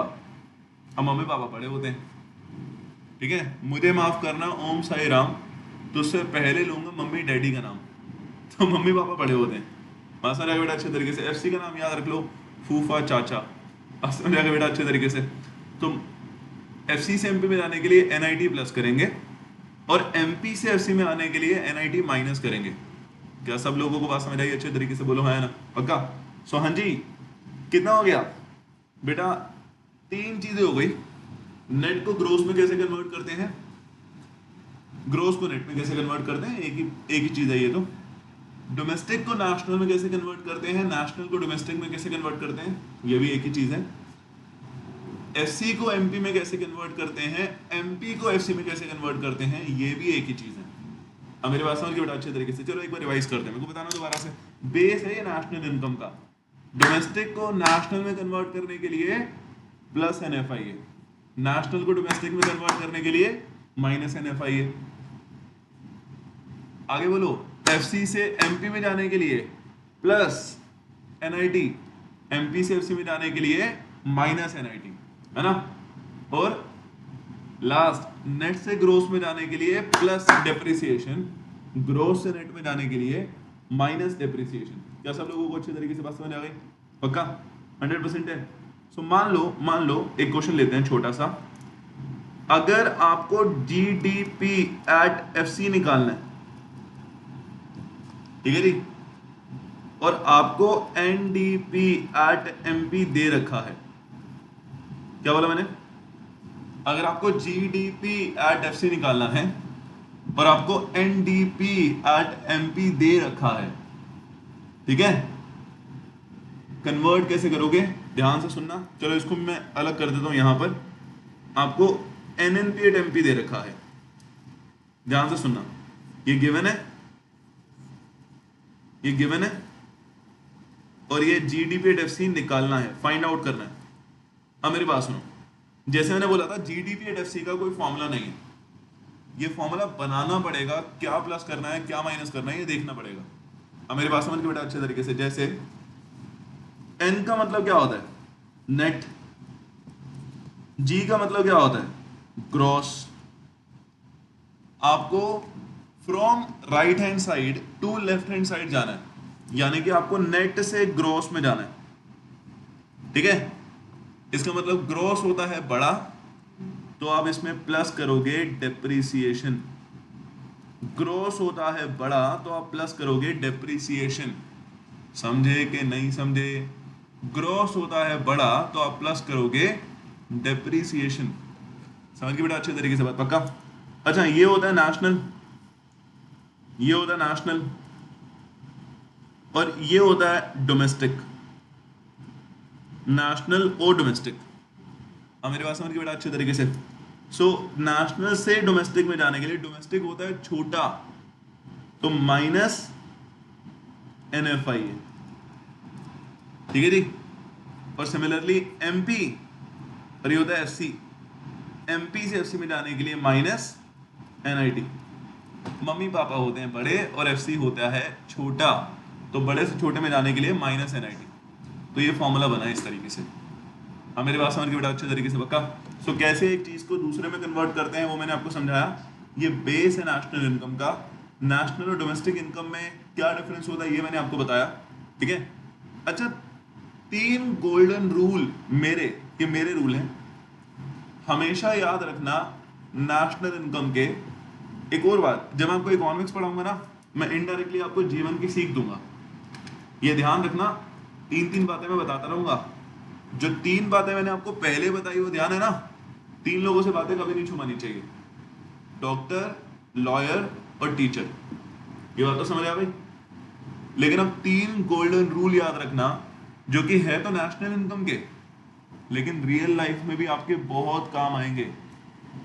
ऐसे कई बार मैं करूंगा, इकोनॉमिक्स समझाते समझाते रियल लाइफ से रिलेट करके आपको कुछ बातें बता जाऊंगा, ठीक है। पॉइंट नंबर 1, नेशनल इनकम इस वजह से मुश्किल है क्योंकि क्वेश्चन में जनरली आपको वो सारी चीजें दे रखी होती हैं जिसकी जरूरत नहीं है। आप मेरी बात समझ गए? जिसकी जरूरत नहीं है, वो चीजें सिर्फ आपको कंफ्यूज करने के लिए दे रखी होती हैं।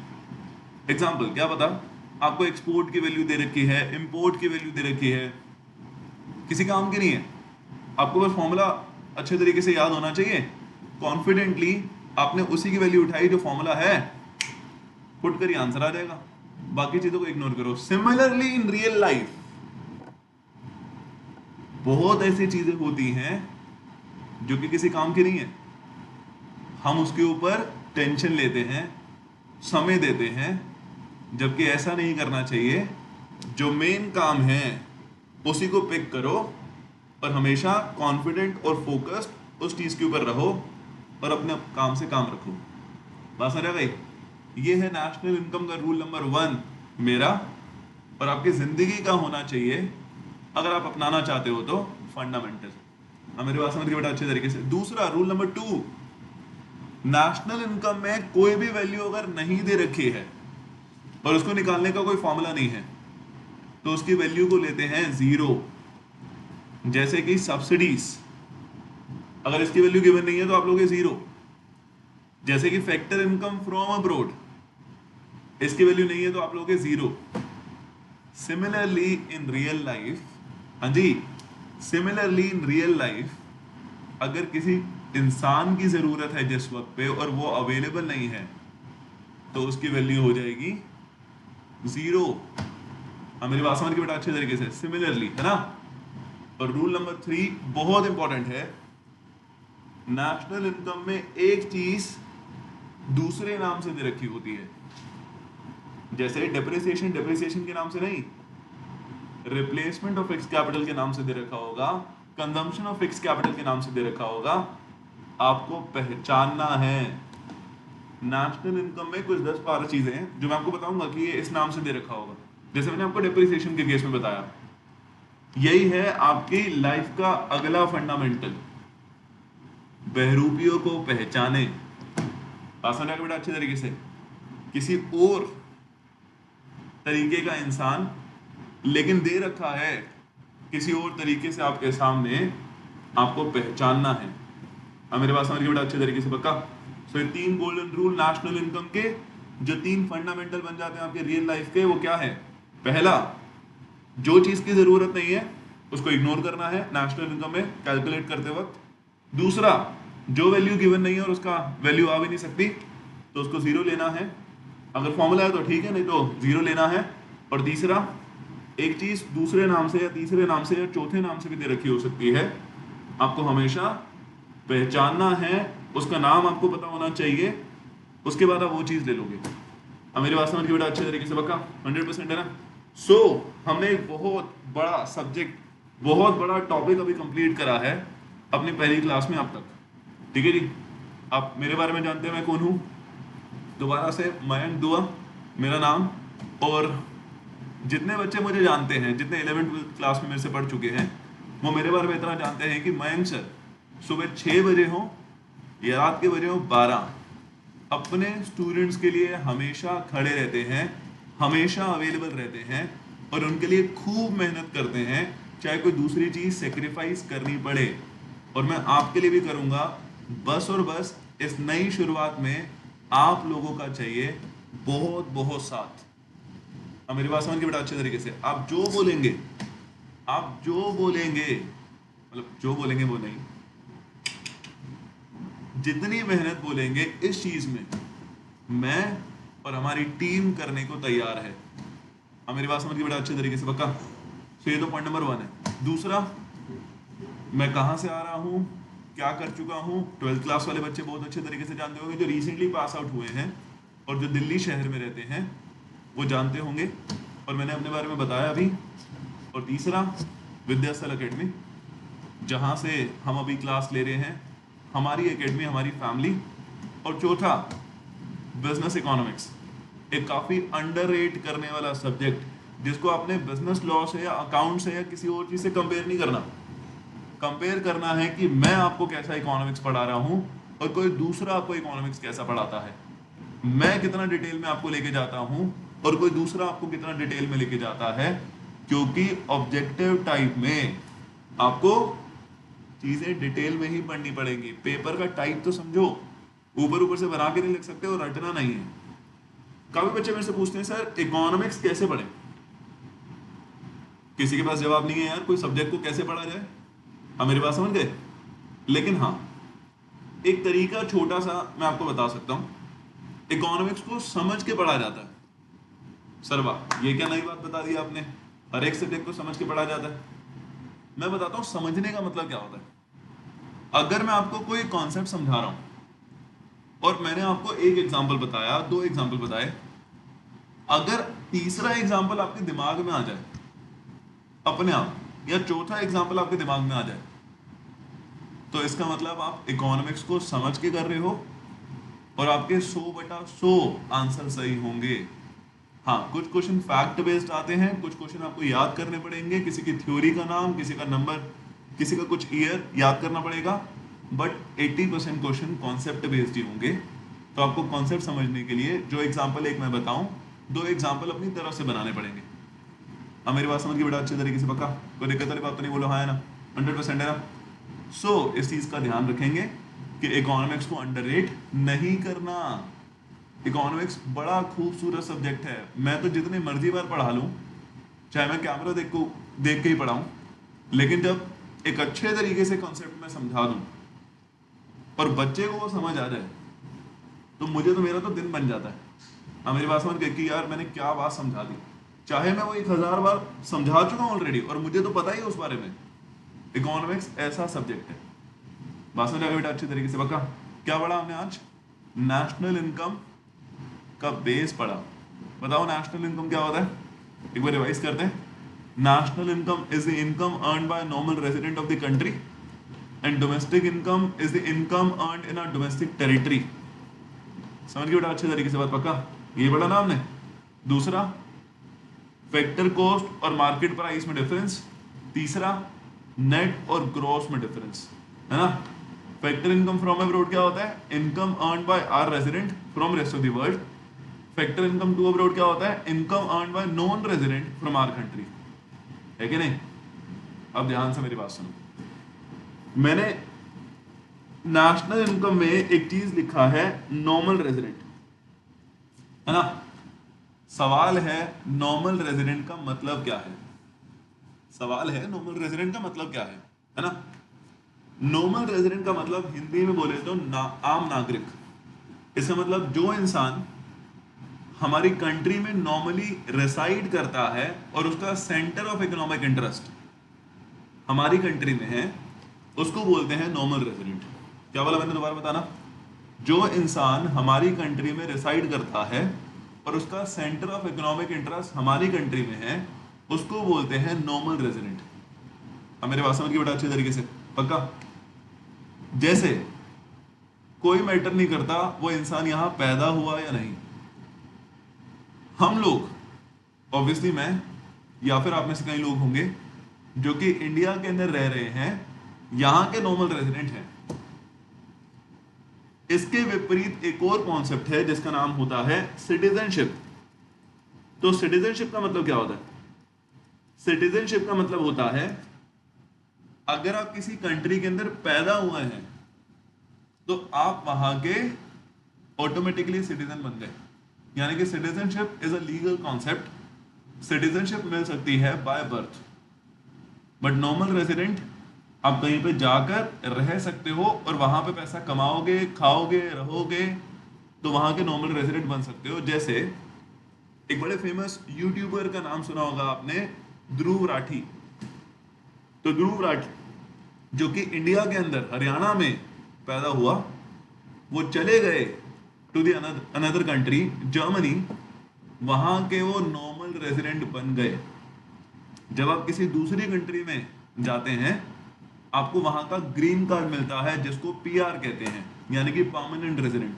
तो वहां के आप नॉर्मल रेजिडेंट बन सकते हो। इसका मतलब आप जो भी पैसा कमाओगे वो उसी कंट्री की नेशनल इनकम में काउंट होगा।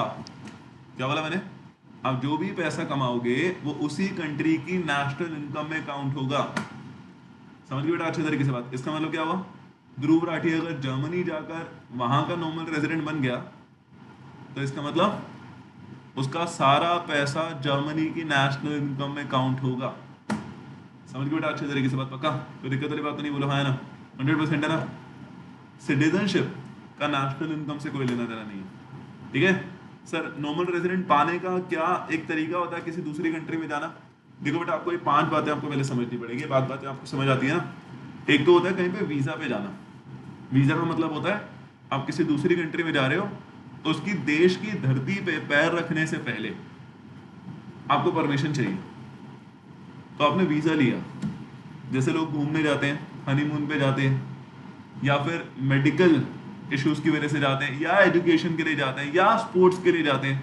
इतने सारे प्लेयर्स आए हुए ना इंडिया आईपीएल खेलने के लिए, तो ये सारे क्या है? यहाँ का नॉर्मल रेजिडेंट बन गए 2 महीने के लिए।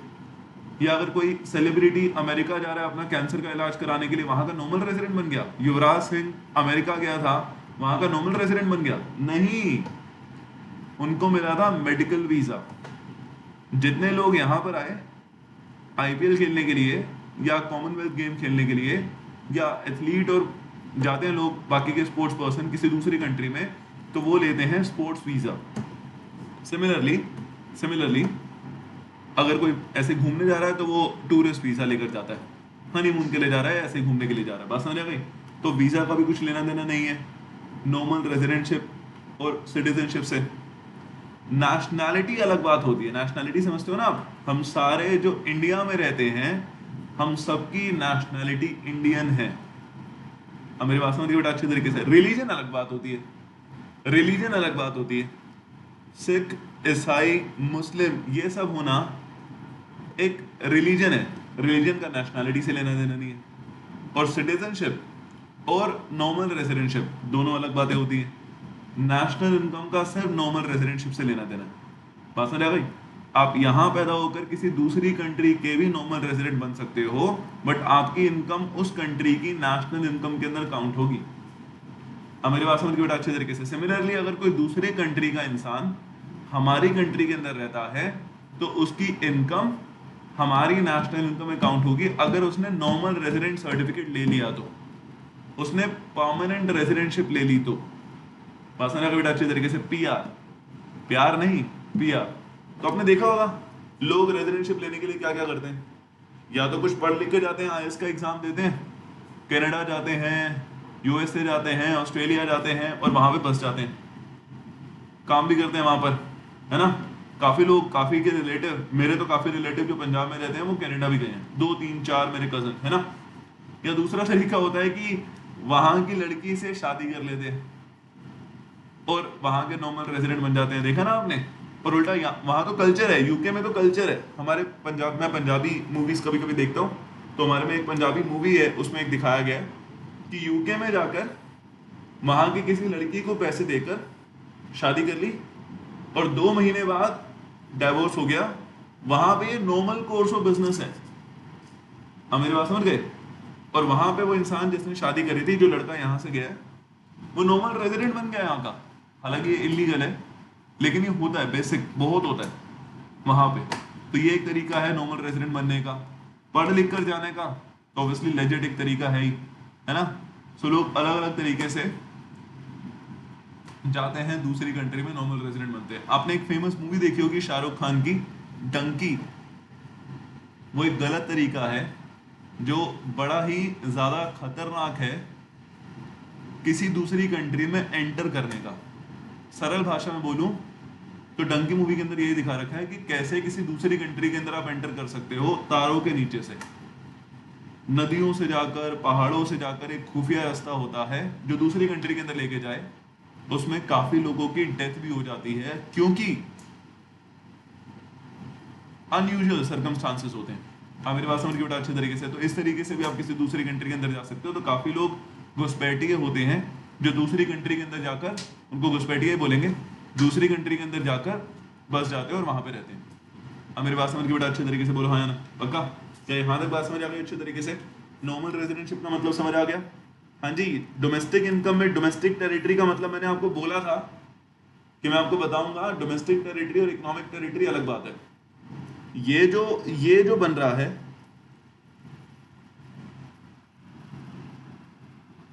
ये जो बन रहा है, ये क्या है? ये ज्योग्राफिकल एरिया है। अब मेरी बात समझ के बेटा अच्छे तरीके से। ये पॉलिटिकल बाउंड्री है। अब मेरी बात समझ के बेटा अच्छे तरीके से। ये ज्योग्राफिकल एरिया है, ये पॉलिटिकल बाउंड्री है। Domestic territory is a much wider concept. Domestic territory का कॉन्सेप्ट मच वाइडर है। डोमेस्टिक टेरिटरी का मतलब अगर कुछ चीज हमारे कंट्री में ज्योग्राफिकली इंक्लूड नहीं हो रही है, उसके बावजूद उस चीज को डोमेस्टिक टेरिटरी में इंक्लूड करेंगे। जैसे कि एम्बेसी, सुना ना आपने बचपन में? एम्बेसी, हमारी एम्बेसी जो किसी दूसरी कंट्री में है, उसको इंडिया के अंदर ही काउंट करेंगे। आप मेरी बात समझ गए? सिमिलरली दूसरे की एम्बेसी यहां पर है, उसको इंडिया की डोमेस्टिक टेरिटरी के अंदर काउंट नहीं करेंगे। छोटा सा एग्जांपल दूं, अगर रशियन एम्बेसी, एक तो रशिया सुन के आपके फेस पे स्माइल आ जाती है, पता नहीं क्यों आ जाती है, मुझे पता है ये चीज। रशियन एम्बेसी इंडिया में है तो ज्योग्राफिकली, पॉलिटिकली वो हमारी कंट्री के अंदर लाई कर रही है। देखो यहाँ पर रशियन एम्बेसी, जाना है तो चले जाना। ये रहा, मैंने जहाँ पे ब्लैक डॉट करा, ये रहा, ठीक है।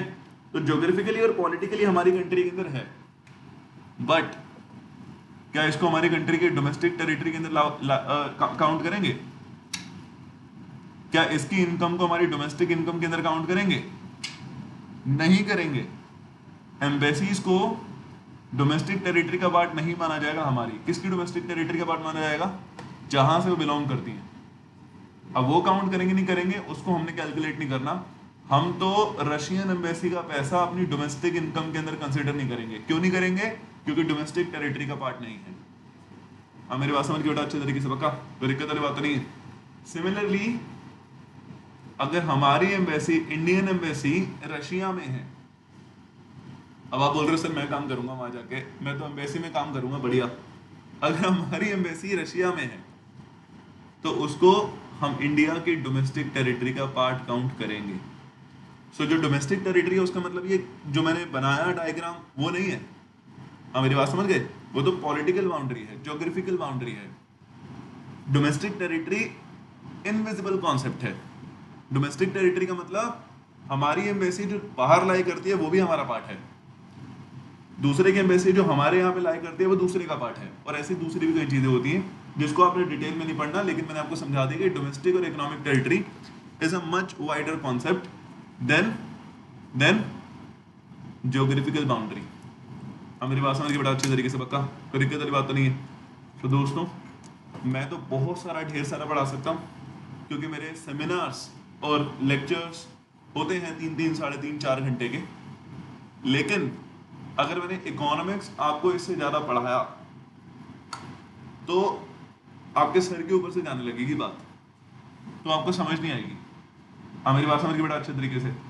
इस वजह से आज की पहली डेमो क्लास में हम नेशनल इनकम का कॉन्सेप्ट पढ़ रहे हैं, और इसी को कंटिन्यू करेंगे हम अगली क्लास में। ठीक है जी।